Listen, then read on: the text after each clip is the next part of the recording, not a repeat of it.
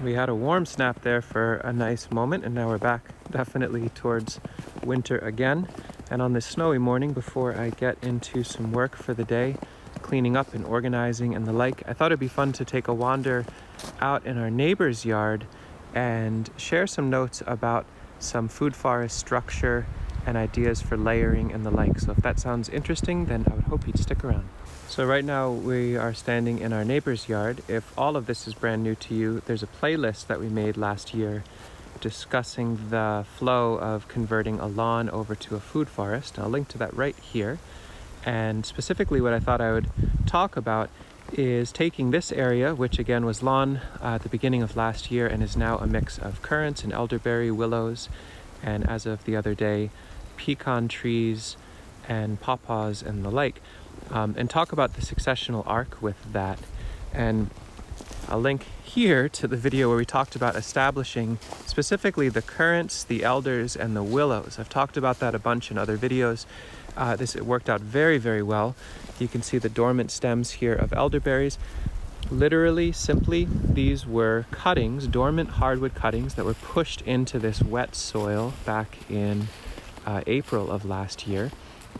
A few did not make it. Some of the white currants very weakly made it. They need a little more TLC and coddling, but the elderberries and the willows in particular, they generally don't have a problem with that. They're pretty much rooted at 100%. So these are all dormant cuttings that rooted right into the grass.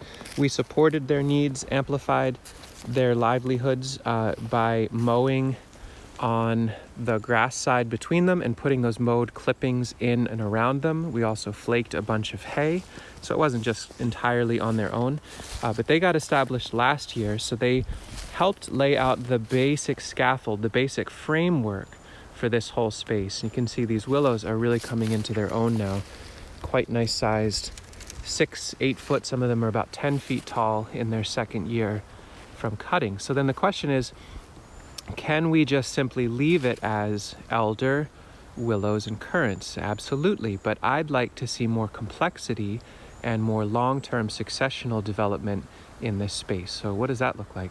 So the other day I added in another 20 or so trees to this whole context. And I think some points that I want to make in this, I want to make sure I'm very clear that I convey.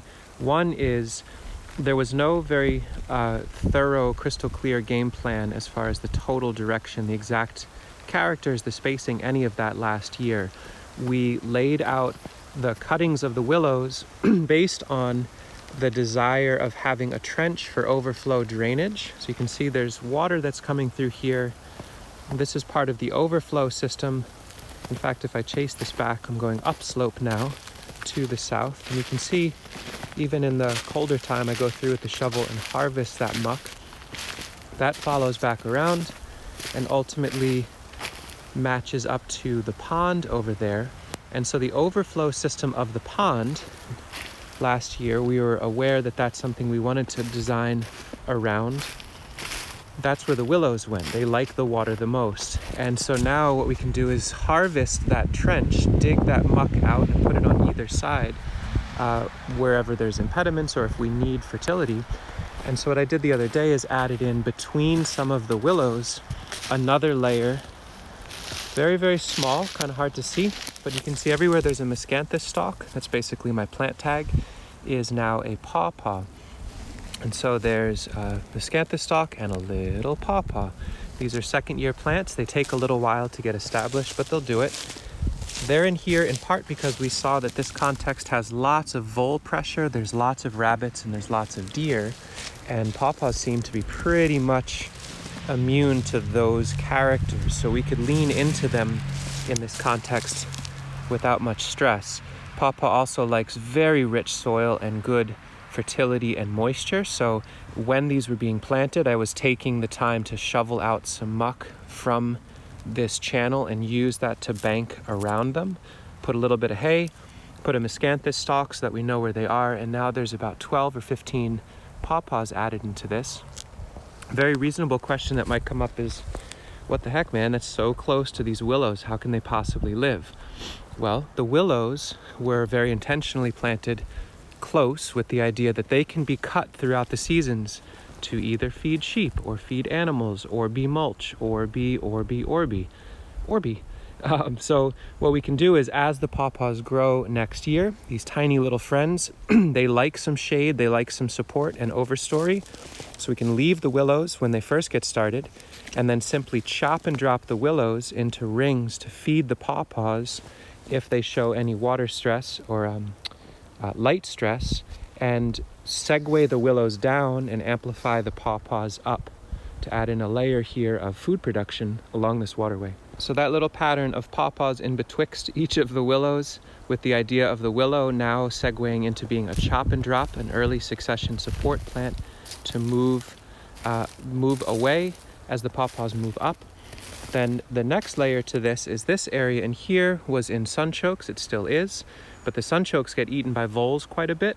And so I thought through what could be the next layer of this. There's a huge amount of light to be had in here. I'm looking north, but there's lots and lots of light from the south. And so what I did is went through and every 8 to 10 feet planted a simplified guild of a northern hardy pecan tree. These are trees that we grew from seed that are regionally appropriate. They make a crop in our area, so pretty reliably we should be able to get pecans from these.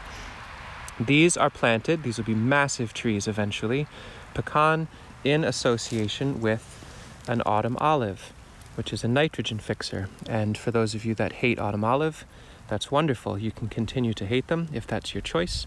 I happen to find them incredibly facultative and useful and beneficial in doing repair work in the landscape. And in healthy ecosystems, they do not seem to take over. It is degraded landscapes that they spread. So anyway, but if you don't care for that, that's great. What does it look like to have this be a river locust or senna or gumi or baptisia or lupin, some other nitrogen fixing smaller element to serve to support an overstory element to the north of them. And so the pecan has a nitrogen fixing shrub, replace that with whoever you care for, or a nitrogen fixing herbaceous layer, same pattern. Pecan tree to the north of a nitrogen fixing shrub, and again and again and again.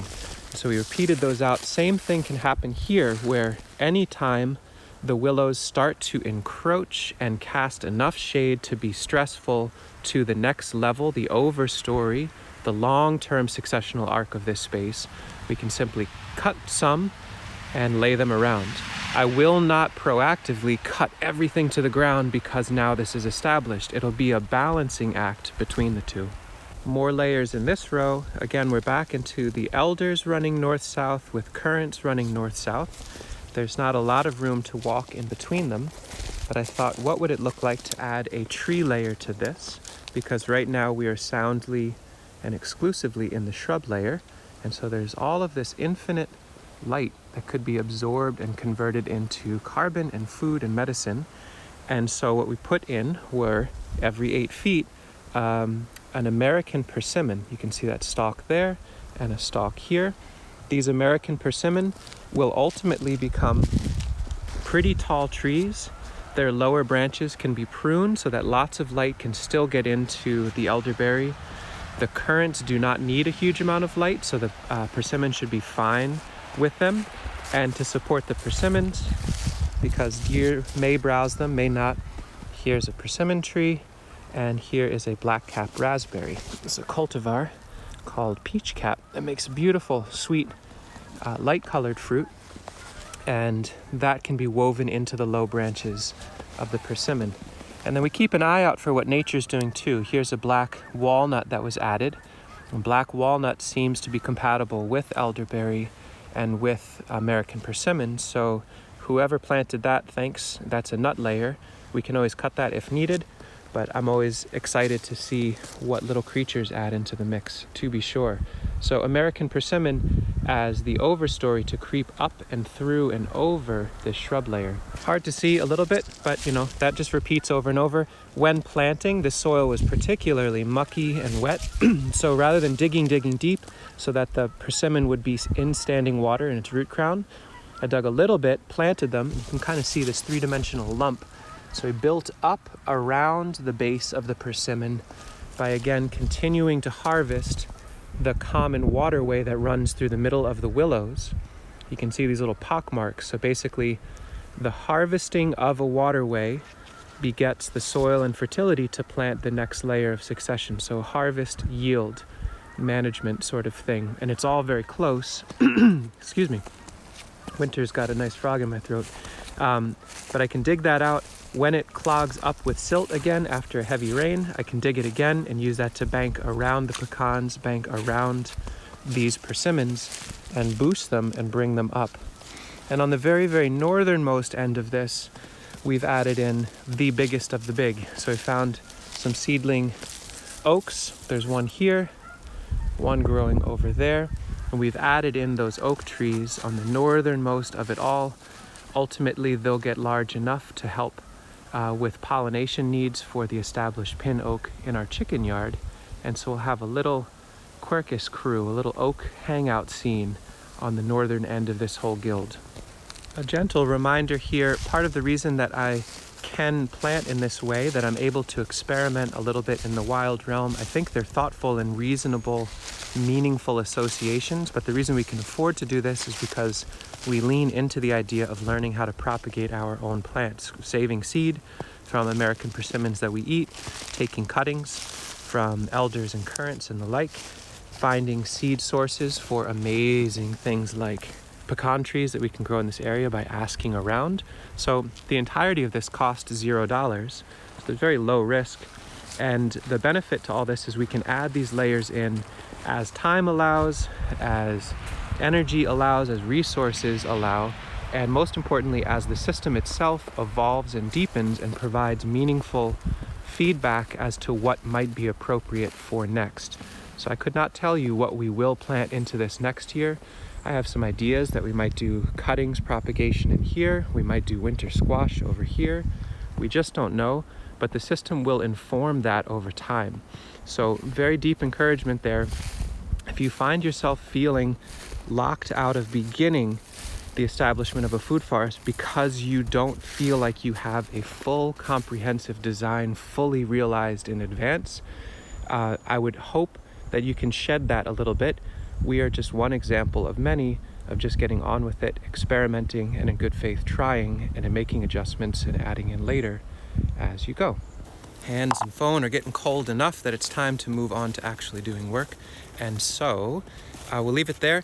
Let me know what sort of questions you have. Give some suggestions of what you think could be added to that, could be subtracted, could be adjusted. Let us know what sort of interesting polycultures and guilds and evolution of systems you're getting into where you live. Let's have continued dialogue in the comments. And let me know if there's other topics in this realm that would be exciting. I've got a lot of nice positive feedback that folks enjoyed this sort of video, and I'm down for doing it so long as it's not too cold. Maybe the next one will have my hands in gloves. Anyway, the snow's picking up. Time to get some work done. Thanks for watching.